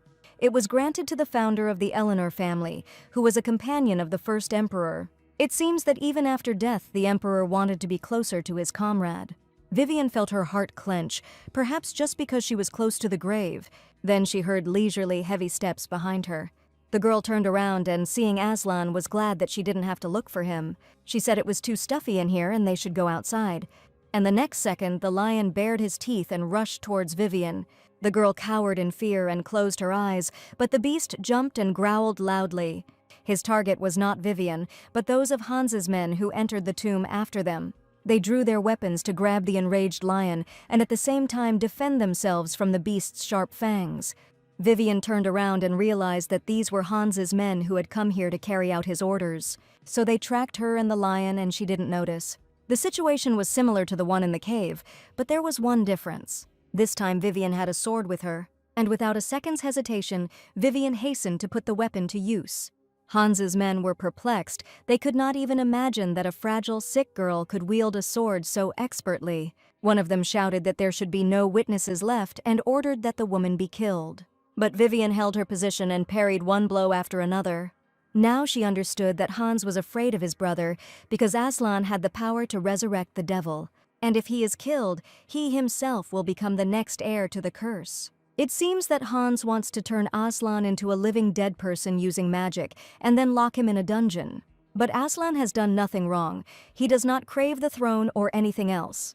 He simply founded Blackford with his associates. Aslan didn't want power or money. It was a fight for survival. Within minutes, the men sent by Crown Prince Hans were finished off. Vivien walked up to the Black Lion and made sure that he had calmed down a little. The girl already understood that Aslan was stubborn and no longer insisted on leaving the tomb as quickly as possible, especially since it was raining outside. In any case, Vivien will stay with him. Suddenly, the girl felt that she became very ill, and the next second she fell to the floor unconscious. Aslan looked at Vivien with fear and calmed down. It seemed she was just very tired and fell asleep.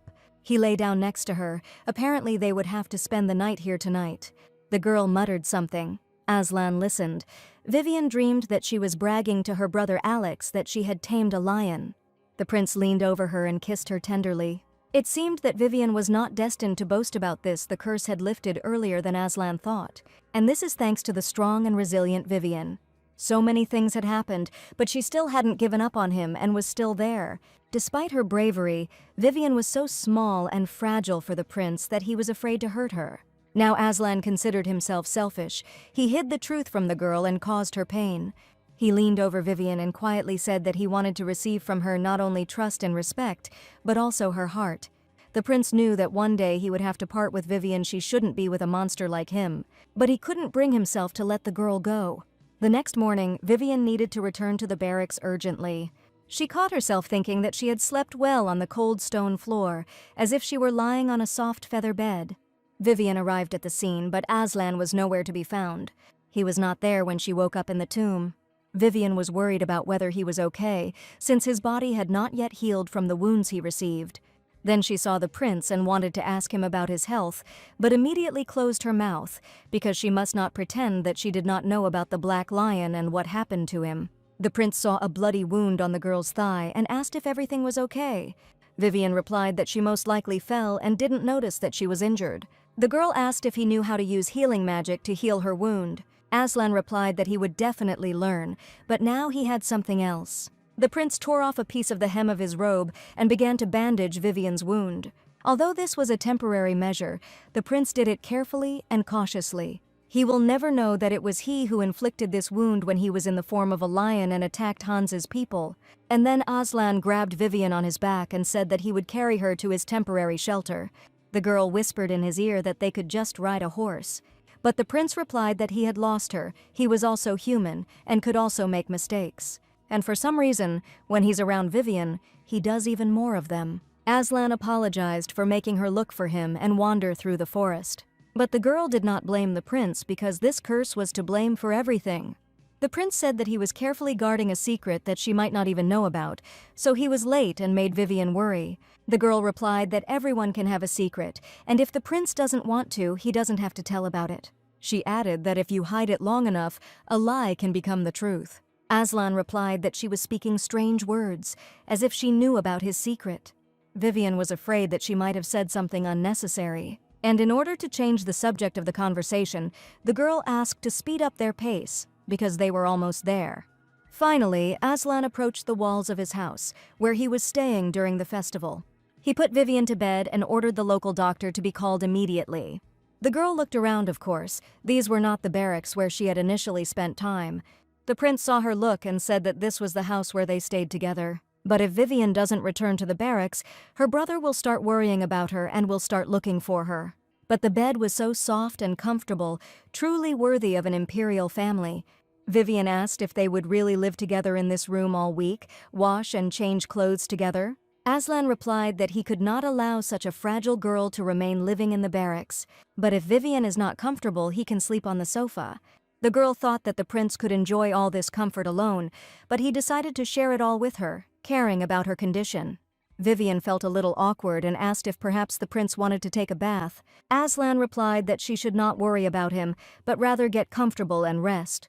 This room would be large enough to accommodate both of them, and he, in turn, would not cause Vivien any trouble. The prince asked that if she felt uncomfortable, she would definitely tell him about it. He lay down very close and their lips almost touched when screams were heard behind the door. A man's voice shouted that he would ask His Highness everything himself. The voice that belonged to Dylan, the prince's assistant, tried to stop him, but he told him to get out of his way. The next second, the door swung open and Alex ran into the room, shouting that Vivien had really refused. The girl was perplexed. She did not understand what kind of refusal they were talking about. And then Aslan said that he would now explain everything to her. The prince admitted that he had been secretly preparing a proposal to Vivien and was supposed to dance this dance with a rose in his mouth. Apparently, Dylan asked Alex, as the girl's brother, for advice to find out her preferences and then recommended this dance to the prince. Vivien looked at Aslan and said that she really had to endure this greatest shame in the history of the Empire. Dylan tried to say that it was not his fault, but Vivien had already told her brother to take her to the barracks. The prince looked at Dylan and said that he had put up with this for too long and had turned a blind eye to it. It was the morning of the 4th day of the hunting festival, and the Empress was quietly having breakfast in her chambers. Hans took a cup of tea and told his mother that she looked very pleased. The Empress looked at her son and replied that her mood today was truly excellent. She took a sip and added that she had finally gotten rid of that thorn in Amalia's side. Her impudence knew no bounds if the Countess decided to openly carry out this matter of poisoning her. But Amalia's plan collapsed thanks to Lady Eleanor's insight. At first, the Empress thought that Vivien was just an impudent girl who was hiding behind her family's name. Therefore, she forwarded to Aslan the marriage proposal that had come to Hans. But who would have thought that Vivien would be so talented and educated, and now she seems like a suitable candidate for the role of Crown Princess? Hans replied that he was glad that Lady Eleanor had pleased his mother. Here the Empress said that she had heard about a doctor from another country who had managed to find a cure for consumption. Hans replied that he had already contacted him. The mother smiled faintly and added that this news would certainly please Lady Eleanor. She told her son to try to make friends with her family. The Empress turned to one of the maids and ordered Lady Eleanor to be brought here, showing her due respect. Vivien, hearing about the Empress's invitation, was very surprised and immediately remembered the original novel. The day was declared an unofficial rest day at the hunting festival, but according to the novel's plot, she already knew something. It was time for a fake doctor to appear who could cure consumption. It was the greatest scam in the history of the Empire. Then the main character was in complete despair when she learned about the deception. She even tried to take out her anger on the innocent Iris by attempting to take her life. In the end, the heroine did not die of consumption, she was killed by Aslan. And now it's that last plot when Vivien was still alive. She managed to change a lot in the novel, and the girl knew that Aslan would no longer kill her. Suddenly someone touched Vivien's shoulder and she jumped in surprise. It was Aslan. He said he called her, but Vivien didn't answer. The prince added that he knew that the Empress had invited her. It seemed that Aslan was really worried about Vivien now, and it was evident in his gaze. Of course, she still continued to be offended by the prince for wanting to make her such a stupid proposal. But it was resentment, not anger. Vivien had a strong character and was not going to forgive Aslan right away. And then the prince said that he was ready to fulfill any of her wishes. He is ready to do everything to make Vivien forgive him. And then the girl realized, he said that he would fulfill any of her wishes. This was the chance of a lifetime.